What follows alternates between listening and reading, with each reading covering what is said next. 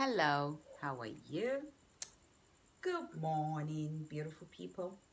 It's Friday, and I hope you are doing well, you and your family. I'm having me some, cappuccino. I try not to take caffeine and stuff, but once in a while, you do mix it up.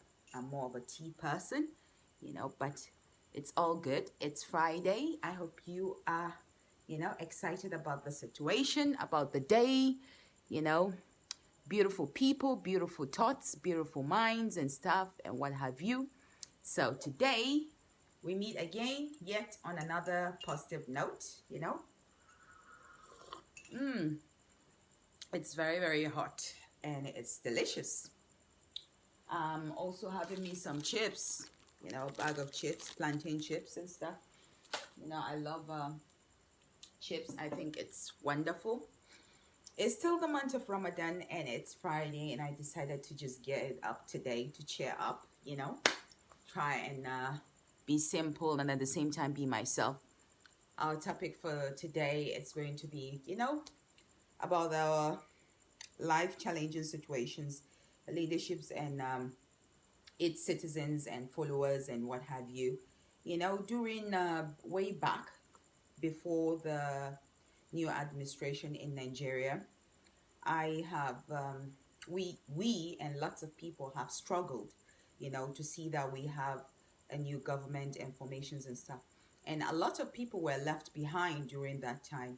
And some people were able to convert their energy into positive dimensions and stuff. Some were, always, trying to find that striking balance, because they were left behind, and it's always good, I don't know the kind of promises that people were made, that they left them behind, campaign promises, political promises, and what have you and stuff. It's very important when you cannot keep a promise or when you cannot manage people, don't even go for it, don't start. And that's why we have these leadership problems in most African countries. We tend to make promises during election, during campaigns and stuff, but we cannot hold those promises, credibly. We must learn to reflect credibility in everything that we do as Africans, as people. I was looking at a video about, I think is it Ajama Hanim? I might not have said it well. She must probably be from like Benue or so, or some parts, I don't know. But she went to Belgium to get medical support, and she ended up being messed up, and being violated, being abused, being, some kind of corruption took place and stuff. The reason why I'm discussing this is because it still goes down to why sometimes I speak and I advocate on good leadership, good governance, and, decency in leadership, in African leadership, so that we can be represented and we can be valued outside the country. This happened to this young woman and her, sister-in-law, and they did a video telling the public how angry they are and why they need justice. You go to Europe, EU country, and then you are looking for the best medical result, and you went there not by trans-Sahara slave trade and stuff, or you went there through transatlantic, illegal migration. You went there on your own, with your education, and then you ended up being violated, almost similar cases, and getting infectious disease, saying that whether it's malaria or some kind of disease from Africa. What I'm trying to say is that leaders must learn to understand that if you don't protect your people, and you can only protect cars like Lamborghini, Rolls-Royce, Ferrari, power bikes and stuff, those are the things you flaunt. Those are the things that your interests are guarded on. You have flamboyant weddings and stuff like that. Those are the things that you are more passionate about. You're not passionate about your people who continue to have this kind of challenges that we are having, and this kind of international embarrassment of hush puppy going to Dubai and doing all the dirty deals there. I know that they are aware that there are many, some illegal people that come to Dubai, because, you see whether you've been convicted in New York and then you go to Dubai to have a new life, and they look at your case and stuff, because it's like a battle to get the best, to also be in the best, and to also produce the best. So, you know, people go into kind of deals, you know, but when they are being put on the limelight, they try to cover up, or they try to make themselves look innocent. You know, Hush Puppy has been there. I know that he has been investigated for a long period of time. It doesn't look good on the African youth and the Nigerian youth. It doesn't look good. But the current situation that has to go with the current leadership during campaign and after campaign must be restored. Decency and credibility must be restored. People that they are gearing up to go into this journey called leadership, you must learn to give more to your people, not take more from your people and give less to your people, and then you treat them like they are beggars, you know, or they don't even deserve it at all. And then the citizens must also learn to understand that decency and standard, you know, it's very important. You can't, you know, you can bring yourself so low and expect to get something really high. It's not possible. It's not magic. You know, you must be willing to understand that, you know, decency and standard goes hand in hand. You know, you can't get an indecent person that takes cocaine and takes drugs, you know, and then he gives you almost crumbs, and then you're telling him, may he live long. It doesn't make sense. So these are things sometimes when people struggle, they are not always the ones that they cheer the boat and stuff, but at the same time, we are hoping that it reflects more of life meaning to our society. So I put on a picture, you know, of Aisha Yusuf, and I have been getting very positive comments and very supportive this thing. And it's way back during Occupy Nas. People ask questions of your biography, your, you know, your things that you have done. People get surprised when you tell them that you were in this thing, you were in that thing. People don't research. You need to research. The same thing with your leaders. You need to learn to research. You need to learn, not that you just ask different questions in a very dirty and in a very disrespectful, rude way, and you want to just get it magic, you know. So the same thing you have to do with your leaders. You must learn to research. You know, you can't just sit there and expect magic to happen.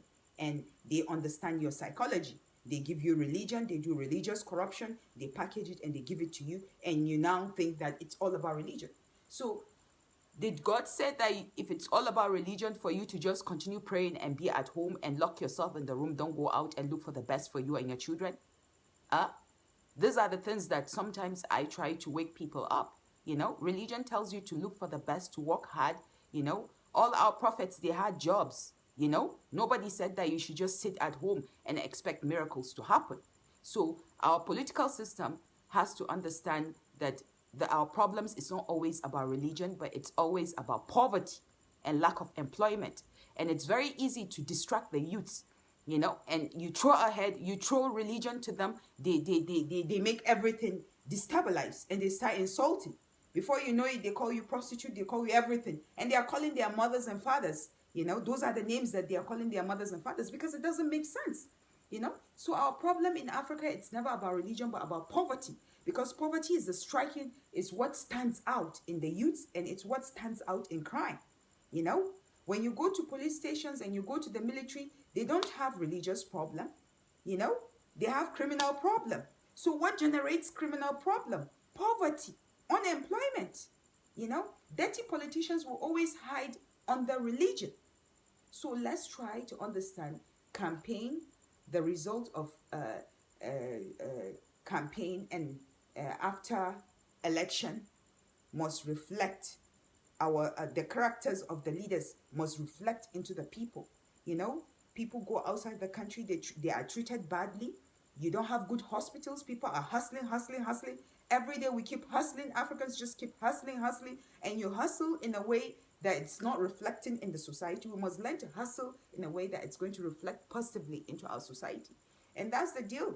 That's what everybody is trying to do. That's what Dubai just did, you know, to become world leaders. You have to hustle to create the environment for you to get respect. You can't continue providing crumbs for your people, hustling to buy Lamborghini, Ferrari, and all the exotic cars, and then you leave your people dry and they end up going into criminality.